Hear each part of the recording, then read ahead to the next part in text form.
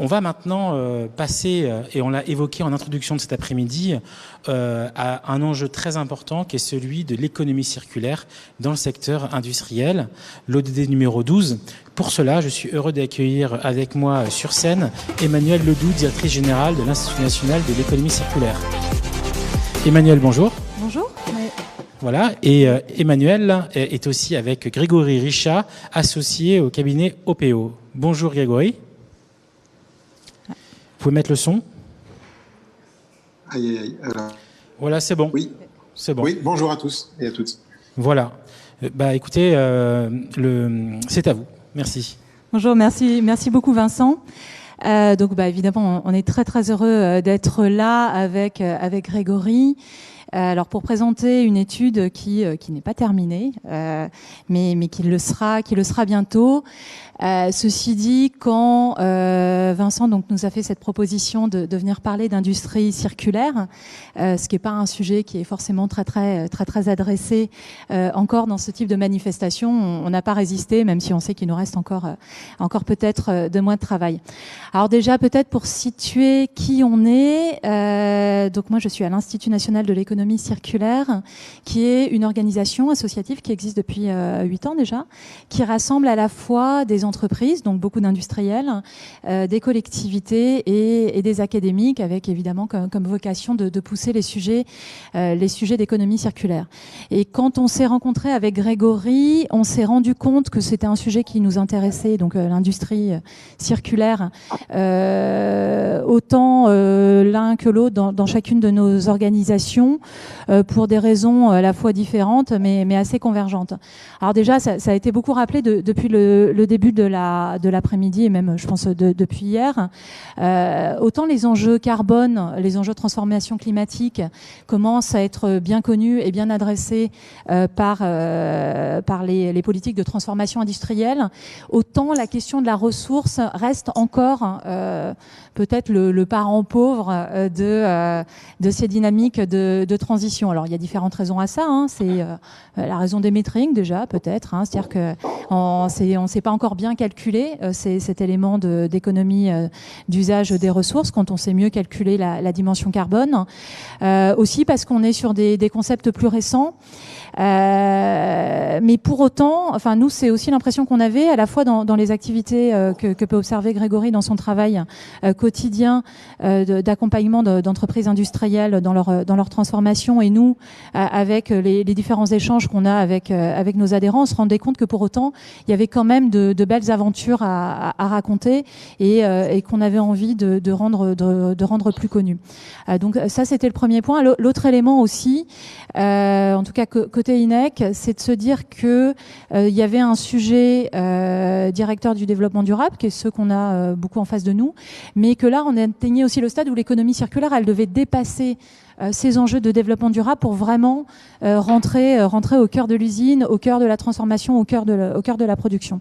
Donc voilà, c'est ce qu'on a voulu regarder ensemble, avec raconter ces histoires et montrer aussi aux investisseurs. Enfin voilà, un peu avant moi, il y avait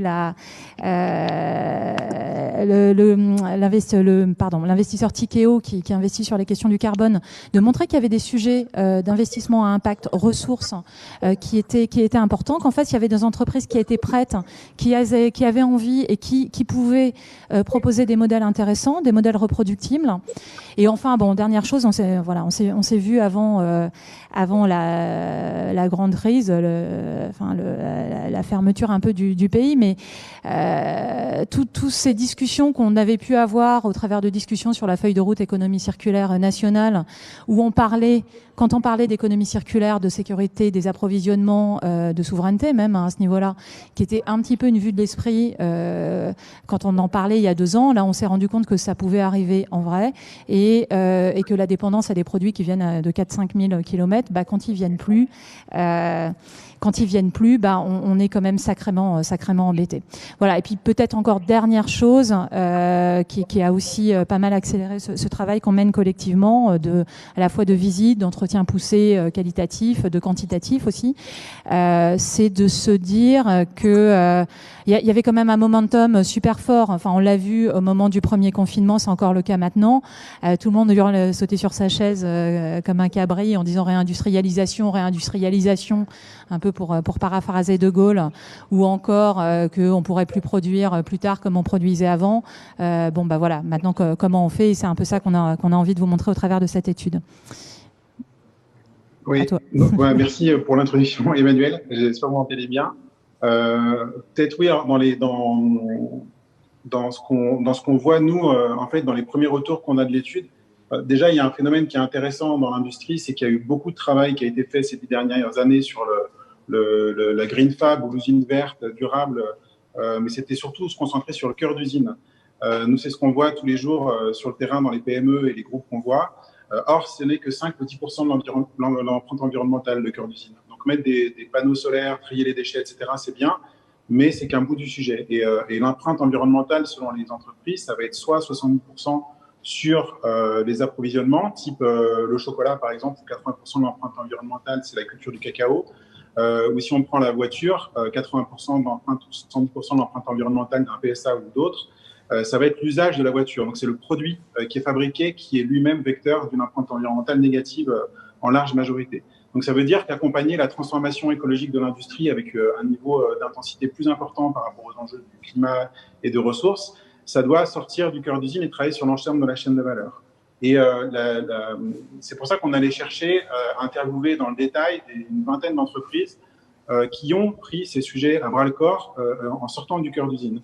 Et ce qui ressort de cette étude-là, ce qui est intéressant, c'est qu'il y a trois grands bénéfices en fait à ce travail-là, qui est ambitieux, hein, parce que travailler sur ces scopes-là, on n'a pas tout le temps la main quand on est industriel. Donc, on a vu à la fois des startups, des PME et des groupes, et les trois enseignements qu'on a, avec peut-être d'une première introduction, c'est qu'on n'a pas d'entreprise parfaite.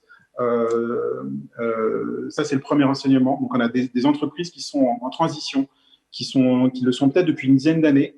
Donc, c'est des mouvements qui sont engagés depuis un moment, peut-être pas assez mis sur le devant de la scène aujourd'hui par rapport à l'industrie 4.0, mais n'empêche, voilà, des entreprises qui ont travaillé qui ont commencé depuis longtemps à travailler là-dessus, et qui sont en mouvement et qui ont des visions à 10, 20 ou 30 ans de leur transformation, notamment quand on est un groupe, parce que transformer un groupe qui est linéaire pour le passer circulaire, c'est long et c'est ambitieux, mais elle s'y est-elle. Donc ça, c'est le premier point, c'est une intention, une vision avec un mouvement et l'ensemble de l'entreprise qui est engagée sur ces sujets-là. Donc on sort des volets com ou purement RSE de ces sujets, ça diffuse dans l'éco-conception, le commercial, le marketing, la production. Donc ça, c'est un premier point. Le deuxième point qui est intéressant, c'est qu'elle sort trois avantages assez compétitifs, cette industrie circulaire. Le premier, c'est qui dit changer l'usage des produits, dit travailler avec ses clients pour augmenter la valeur ajoutée de ces produits. Donc, parce que quand on va sur la durabilité, on travaille l'éco-conception, on travaille la réparabilité, on travaille l'usage des produits, on a besoin de travailler avec ses clients. Et ça permet à des boîtes comme SEB, par exemple, comme Schneider Electric sur l'Eco-Design Way ou autres, comme Michelin, comme de plus petites boîtes comme Hector qui fait des chaussures en plastique recyclé, de travailler avec ses clients, de travailler en mode partenarial avec ses clients, en mode écosystème, aux interfaces, et d'avoir un usage qui est poussé de leurs produits. Ce qui fait qu'ils peuvent soit vendre plus cher, soit transformer leurs produits en plateforme de service. Et ce qui les différencie par rapport à des produits low cost ou des produits entre guillemets classiques sur le marché. Donc il y a un avantage en fait compétitif à travailler l'usage qui est combiné à un avantage environnemental, parce que trouver des modèles rentables plus chers, donc avec plus de valeur ajoutée, ça va avec un travail sur la qualité environnementale des produits. Donc c'est du gagnant-gagnant. On n'est pas sur des produits zombies qui vont, entre guillemets, dégager beaucoup de rentabilité, mais pas longtemps.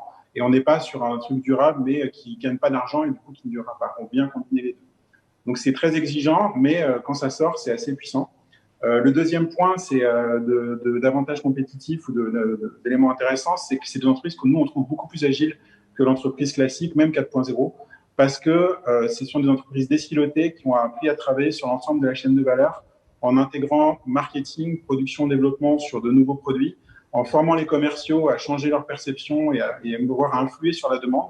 Donc, du coup, travailler en mode projet très transversal Ça désilote de fait des entreprises qui sont dans des product development assez classiques. C'est des entreprises qui sont distribuées aussi, plutôt multilocales, avec des modèles qu'on vient appliquer, parce qu'on vient créer des filières autour du recyclage, du réemploi, qui sont forcément locales et qu'on vient dupliquer ensuite dans d'autres zones géographiques dans le monde, ce qui fait qu'on est moins vulnérable à des ruptures de supply chain mondiale. Donc ça, c'est un point sur l'agilité qui est aussi assez fort, et c'est des boîtes qui, de fait, anticipent la demande, anticipent la réglementation, voire influent sur la réglementation de la demande, parce qu'il y a la grosse problématique pour les entreprises, c'est d'avoir une offre de réemploi qui soit rentable. Et la rentabilité, ça passe par pouvoir mesurer et valoriser des externalités, enfin, du coût carbone ou autres, qui ne sont pas aujourd'hui.